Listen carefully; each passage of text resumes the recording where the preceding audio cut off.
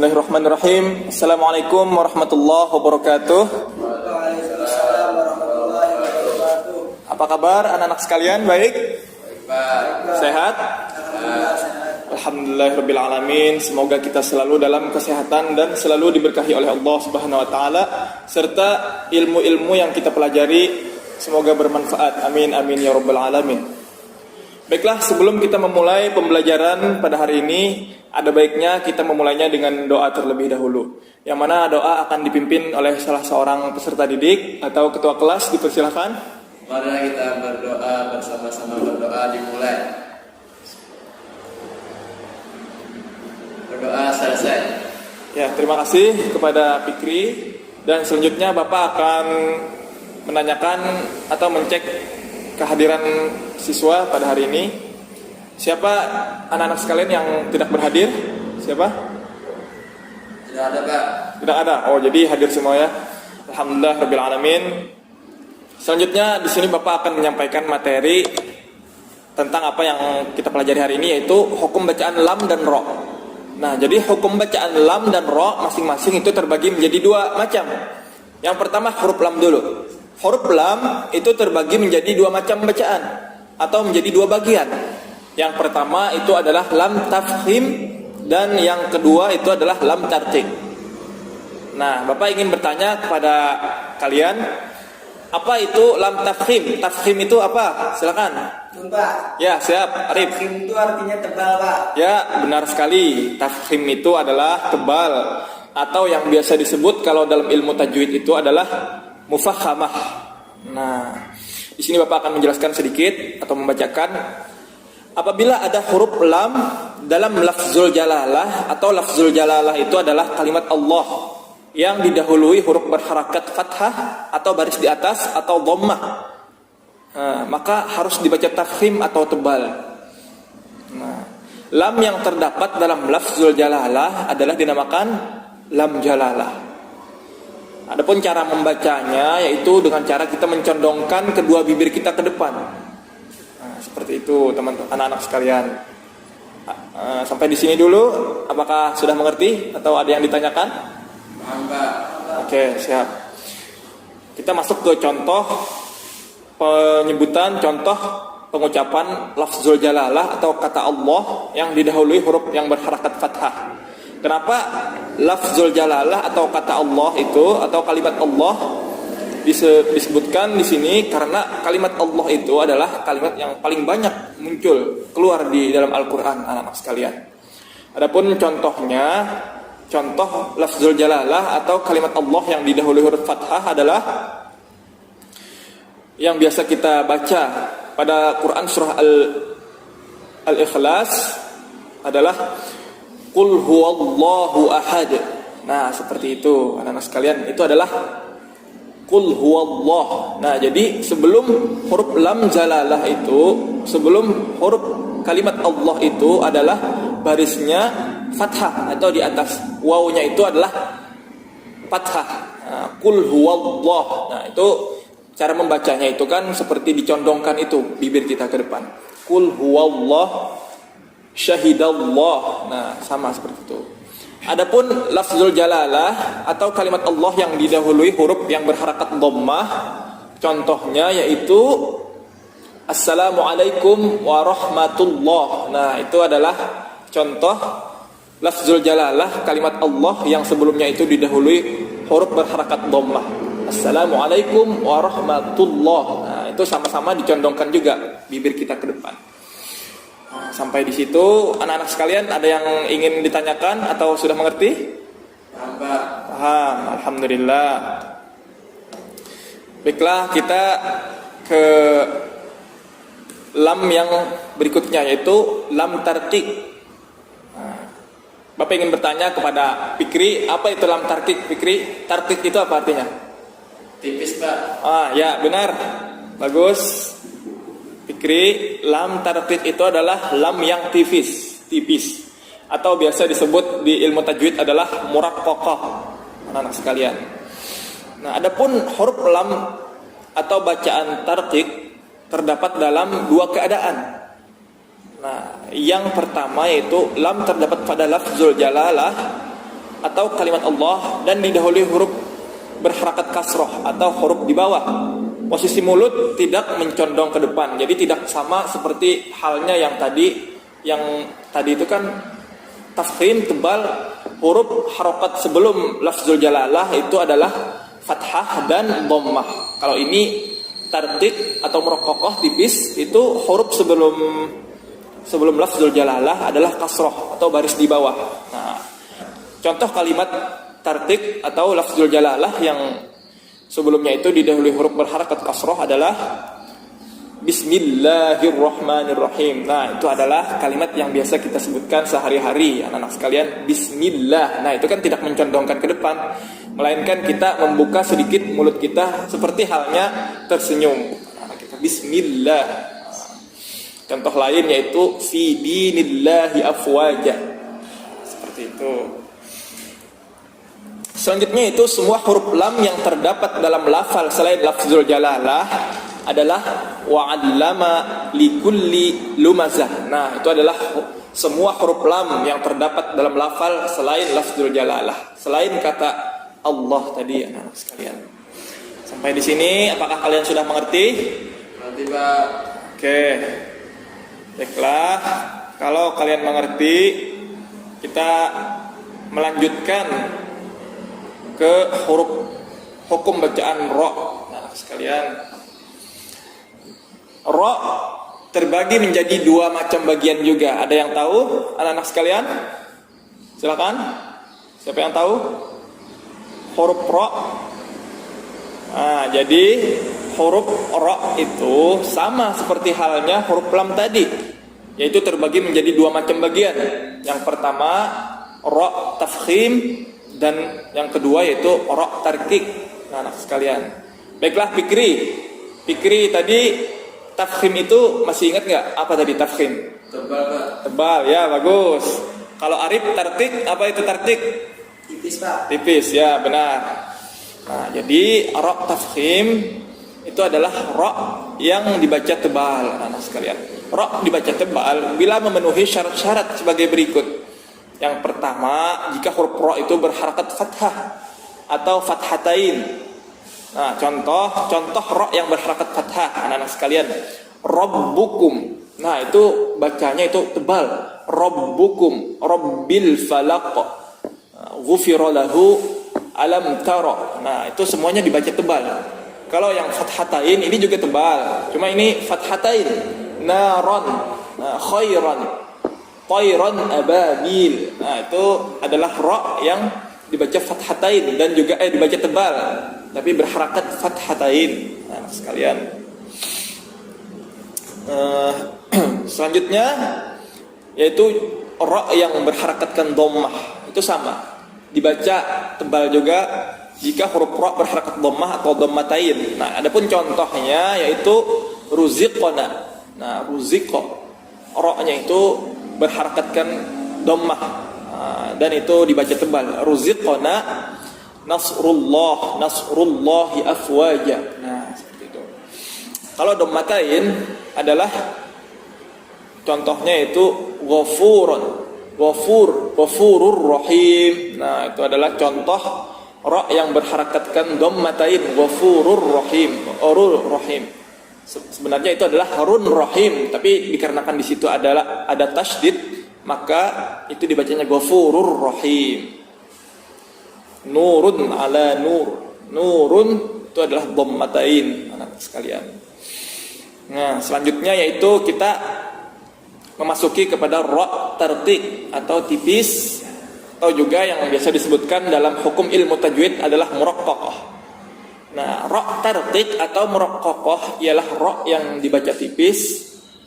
Di dalam ilmu tajwid, ro dibaca tipis jika memenuhi persyaratan-persyaratan berikut. Jadi, baik itu tafkhim atau tarqiq, anak-anak sekalian, itu dibacanya itu jika memenuhi persyaratan-persyaratan, anak sekalian. Contoh, jika yaitu, nah, kita contohkan di sini ro yang berharakatkan kasroh atau kasrotain. Nah, dimana apabila kasroh atau kasrotain, ro itu dibaca dengan tarqiq atau tipis. Contoh ro yang dikasrohkan atau yang tarqiq tipis adalah wa min syarri. Wa min syarri. Seperti itu anak-anak sekalian. Coba Fikri praktekkan wa min syarri. Ikuti Bapak, wa min syarri. Wa min syarri. Nah, ya betul. Arif, coba wa min syarri. Wa min syarri. Nah, betul. Alhamdulillah anak-anak sekalian sudah mengerti apa itu ra, tarqiq atau tipis. Nah, jadi seperti itu.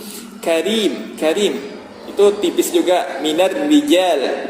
Karena di sini adalah harokat daripada ra ini adalah kasrah atau di bawah, makanya itu dibaca tipis. Tidak mungkin kalau dibaca tebal. Contoh kalau tebal wa min syarri, nah itu salah, susah menyebutnya, itu susah. Karena hukum bacaan tajwid ini sebenarnya memudahkan kita untuk membaca Al-Qur'an. Jadi diadakanlah hukum ilmu tajwid. Di sini selanjutnya itu jika ra sukun dan huruf sebelumnya berharakat kasrah asli, tapi setelah ra sukun bukan huruf isti'la. Bukan huruf isti'la ra atau huruf isti'la ra dan juga kasrah. Contoh Fir'aun itu tipis juga dibacanya karena ra-nya itu ra sukun, sebelumnya hurufnya yaitu kasrah. Fir'aun, fabashir wa anzar bihi mirfaqa. Nah, seperti itu. Baiklah, sampai di sini ada yang ditanyakan atau ada yang belum mengerti anak-anak sekalian?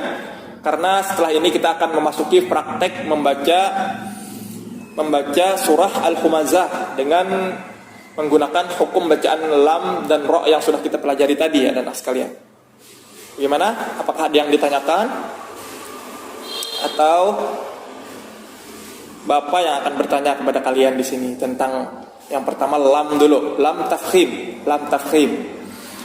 Bapak ingin bertanya kepada Fikri dulu terlebih dahulu.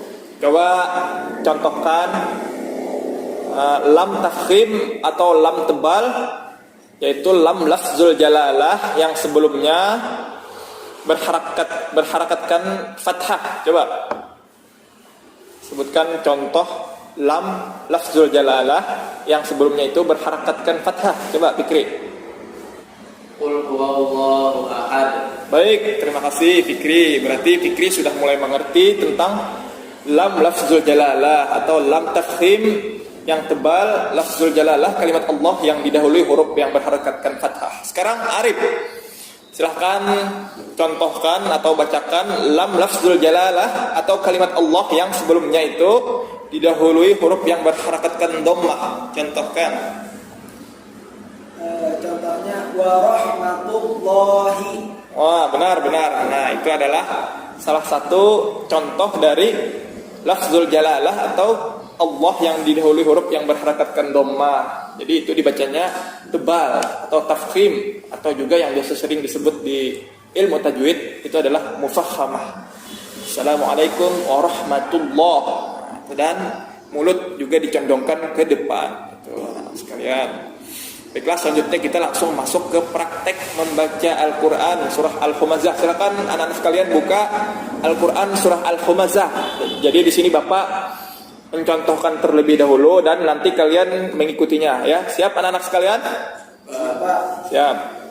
Langsung saja kita mulainya dengan ta'awuz dulu ya.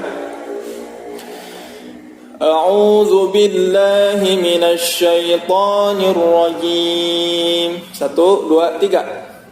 A'udzu billahi minasy syaithanir rajim. Bismillahirrahmanirrahim. Bismillahirrahmanirrahim. Wailul likulli humazatil lumazah. Wailul likulli humazatil lumazah. الذي جمع مالا وعدده الذي جمع مالا وعدده يحسب أن ماله أخلده يحسب أن ماله أخلده كلا لينبذن في الحطمة كلا لينبذن في الحطمة وما أدراك ما الحطمة وما أدراك ما الحطمة نار الله الموقدة نار الله الموقدة التي تطلع على الأفئدة التي تطلع على الأفئدة إنها عليهم مؤصدة إنها عليهم مؤصدة في عمد ممددة في عمد ممددة صدق الله العظيم. صدق الله العظيم. Nah, terima kasih kepada anak-anak sekalian. Itu tadi di dalamnya itu terdapat beberapa huruf lam dan ra yang tarqiq, yang tafkhim tebal, dan juga ada juga yang tarqiq tadi, maupun baik huruf lam maupun huruf ra, anak sekalian. Nah, semoga kita dalam kehidupan sehari-hari dapat membaca Al-Qur'an dengan bertajwid dan juga dengan murattal. Semoga kita selalu mendapatkan keberkahan dan rahmat dari Allah Subhanahu wa taala. Amin amin ya rabbal alamin. Sampai di sini apakah anak-anak sekalian ada pertanyaan tentang ra dan lam tadi atau tentang materi yang kita pelajari hari ini? Tidak ada Pak. Siap, tidak ada. Jadi mungkin sampai di sini saja pembelajaran kita atau materi kita pada hari ini. Nah, jadi di sini Bapak ingin menyimpulkan pembelajaran kita pada hari ini, yaitu tadi hukum bacaan lam dan ra itu terbagi menjadi beberapa macam bacaan. Terbagi menjadi beberapa macam bagian. Huruf lam terbagi menjadi dua macam bagian. Tadi apa aja anak-anak sekalian? Lam terbagi menjadi dua macam. Apa aja? Arif, silakan Arif. Yang pertama apa tadi? Lam tafkhim. Tafkhim. Yang satunya? Lam tarqiq. Lam tarqiq. Ya, benar. Kalau huruf ra itu juga terbagi menjadi dua macam hukum bacaan. Coba pikiri. Yang pertama apa? Tafkhim. Tafkhim. Apa itu tafkhim? Tebal. Tebal. Selanjutnya yang satunya? Tarqiq. Tarqiq. Apa tarqiq? Tipis. Tipis. Ya, benar. Insyaallah, alhamdulillah. Sekarang anak-anak sekalian sudah mengerti tentang hukum bacaan lam dan ra. Nah, alhamdulillah. Mungkin sampai di sini saja pembelajaran kita pada materi hari ini. Semoga kita selalu mendapatkan manfaat dari ilmu dari apa yang telah kita pelajari hari ini, anak-anak sekalian. Dan sebelum kita menutup pembelajaran kita pada hari ini, Bapak memberikan tugas kepada kalian, yaitu pekerjaan rumah berupa mencatat Quran surah Al-Humazah tadi, dan silahkan kepada anak-anak sekalian nantinya mencari ayat-ayat yang mengandung hukum bacaan lam tafkhim atau tarqiq dan ra tafkhim ataupun tarqiq, dan nantinya minggu depan dikumpul dan Bapak akan memeriksanya dan Bapak kasih nilai.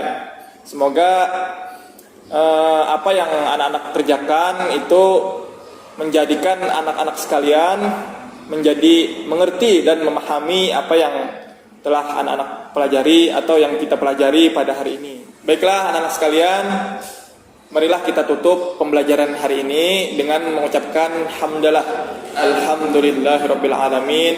Mohon maaf apabila ada kekurangan atau kata-kata Bapak yang salah. Wabillahi taufiq wal hidayah. Wassalamualaikum warahmatullahi wabarakatuh.